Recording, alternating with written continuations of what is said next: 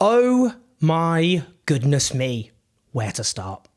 Just a bit of context first, actually. Now, racism and cheerleading for the state of Israel, let's put it this way, they often go together. It's important to say this because those who oppose the subjugation of the Palestinian people, the generations of ethnic cleansing, occupation, apartheid, siege, colonization, land theft, mass incarceration, torture, repeated mass slaughters, and indeed now genocide, we're often defamed as racist. This is an example of the world turned upside down by us being called racists, by actual raging, screaming racists.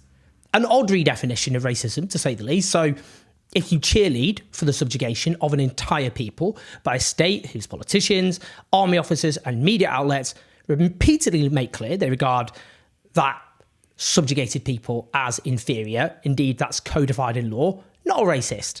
If you believe in equal rights for all who live in historic Palestine, for example, you're a racist. At the same time, of course, we've seen the rise of an authoritarian far right in the Western world, not least in the United States, which has felt ever more emboldened about its racism, not least its anti-Muslim hate. That brings me on to this latest example, CNN.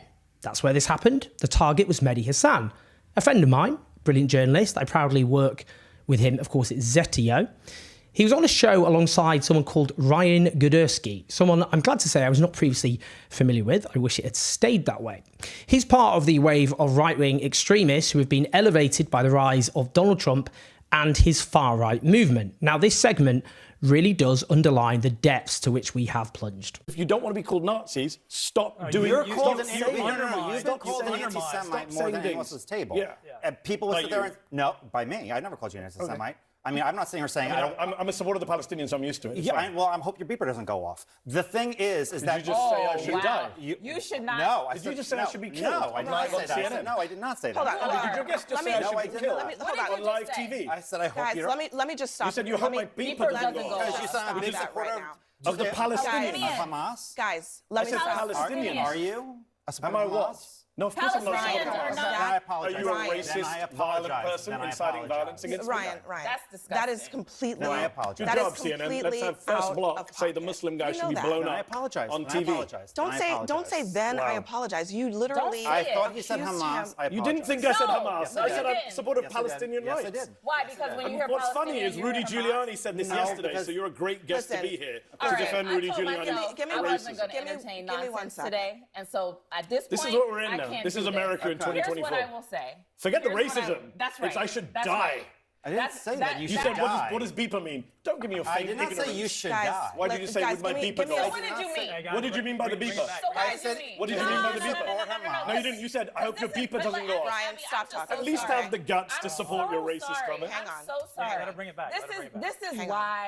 This is why yesterday's rally was disgusting. Don't call us and Nazis, but I'm going to outrageous. threaten the brown guy as a This is terrorist why. and kill him. Because I didn't ever say Donald Trump was Hitler. But do you know who stood on a stage yesterday and said, I want to come to the Nazi rally? I don't have to make up words and call you something. You're saying it for yourself. And what you just said Kamala right Harris here, is a pimp apologize, handler. but I will tell you, I don't accept that apology, and you didn't even say it That's to fine. me. I didn't say it that to was you. disgusting. But I can be offended when you don't even say it to me. I'm not Puerto Rican, but I was offended by what he said yesterday. And I'm offended that the former president and potentially future president would allow it and go for 12 hours and not say, I don't care. Because you know what? When Kamala Harris put out statements about switching up opinions, it wasn't good enough for Republicans. Why are you looking at me? Because you said it. Why don't you take this back a little? What to say? Firstly, these people are not just odious and despicable, they're pathetic. We need to say that. This pond life extremist clearly had that one ready to go, didn't he? That was probably the one line he practiced. He clearly revved himself up, probably practiced in front of a mirror, told his friends, knew he had one mission above all else, which was to go on that panel and shoehorn that racist bile into the discussion. He knew his target is, of course, a prominent Muslim commentator, and he intentionally brought up Israel's detonation of pages in Lebanon, described notably by a former CIA director as an act of terrorism. This killed large numbers, including, I would note, children, as well as mutilating many others and overwhelming Lebanon's healthcare system. A clearly racist attack here, but look how pathetic he is. Look how he flails around, humiliated. He thought he was such the big guy as he walked into the studio with that in his pocket, didn't he?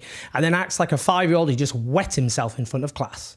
Let's also hear this subsequently from the show's anchor, Abby Phillip. When we get this discussion started, you'll see that Ryan is not at the table. There is a line that was crossed there, and it's not acceptable to me. It's not acceptable to us at this network. We want discussion. We want people who disagree with each other to talk to each other. But when you cross the line of a complete lack of civility, that is not going to happen here on this show. So he was ejected from the panel. I think it was unfortunate it was framed there as simply a lack of civility. That was racism. CNN did subsequently issue a statement that there was zero room for racism or bigotry at CNN and declared that they wouldn't allow guests to be demeaned or the line of civility to be crossed, and announced Ryan Girdusky is banned from the network. Now, many have pointed out that this use of civility is problematic in other ways. Cable news allows guests to support genocide. That's treated as legitimate opinion. That's within the boundaries of civility. As for Ryan Girdusky, well, this embarrassing, odious performance continued on social media. He tweeted out, "You can stay on CNN if you falsely call every Republican a Nazi and have taken money from Qatar-funded media. Apparently, you can't go on CNN if you make a joke. I'm glad America gets to see what CNN stands for." Child, honestly. Well, as the brilliant British commentator Ash Sarkar, also a friend of mine, keep name dropping, responded, which part was the joke? Insinuating a Muslim man is part of Hezbollah, panicking and apologising immediately, or trying to present yourself as a victim of cancel culture now? Well, it does really sum up the mentality of these people, doesn't it? You know, one moment they're the aggressor, then they're the victim. He can try acting the big guy when he's on camera as he desperately tries to portray fantasising about a brown Muslim man being killed or mutilated by an explosive device as some sort of joke. I mean, there's something rather menacing going on here, though, I would note, and that is the fantasies of the rising Western far-right and pro-Israel cheerleaders, which clearly overlap and intersect, about the elimination of anyone who they think challenges them. We can see that with Israel's mass slaughter of Palestinian journalists, the biggest massacre of journalists ever recorded. We can see it in the systematic attempt to drive anyone who opposes this genocide out of public life, threatening, deplatforming, sacking, often by those who spearheaded the cry of cancel culture. These are people with authoritarian impulses and have darker fantasies, I would say, about what should happen to their opponents, and we should take that seriously. Just as we should take seriously the role of today's Israel in the ascendant far-right movement of the West.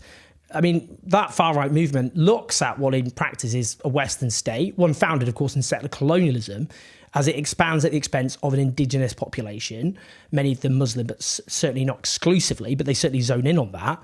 But it's this idea of, you know, the Western people who they treat as them, and the battleground is, you know, the front line, if you like, with them. So Israel is us, and the Palestinians are them.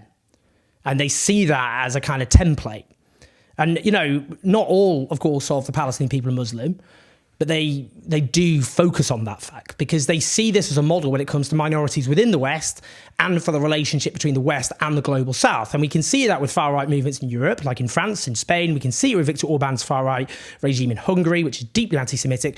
We can see it with the likes of Richard Spencer, a US neo-Nazi who has repeatedly used hate speech against Jewish people, who also calls himself a white Zionist, praising Israel's Jewish nation-state law, which cements supremacy for the Jewish population in Israel above everyone else, and we have to take that deadly seriously.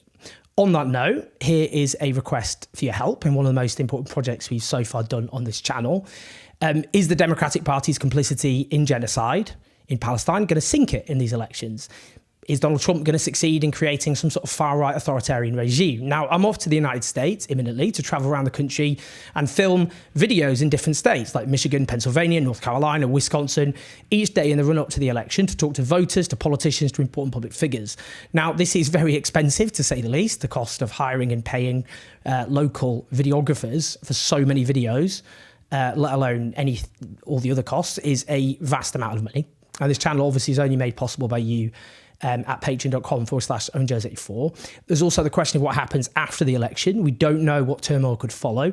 I'd like to be in a position to be able to directly report on it. How much I can do that, how long I can stay for, to be frank, that depends on you. I do think I'll be asking the sorts of questions so much the mainstream media don't ask, which I do feel is a big part of the reason why we're in this mess. For some other context, we've been spent ages working on one of the most important pieces of work that I've done, an investigative series to do with Israel and Palestine. It's cost £20,000 to have it legaled. I'll come back to that when it's published. Obviously, I'm desperate to do more work like that, but I can't unless it's afforded. So if you want to support this work at patreon.com/OwenJones84 with whatever you can afford, that's hugely appreciated. No pressure. I know things are very tough for so many who follows this channel, and we will persevere. Come on, mate. With that said, please like and subscribe. You can support the channel, patreon.com/OwenJones84 if you're able to do so. But otherwise, spread the video. Share your comments, your thoughts. Subscribe. Speak to you soon.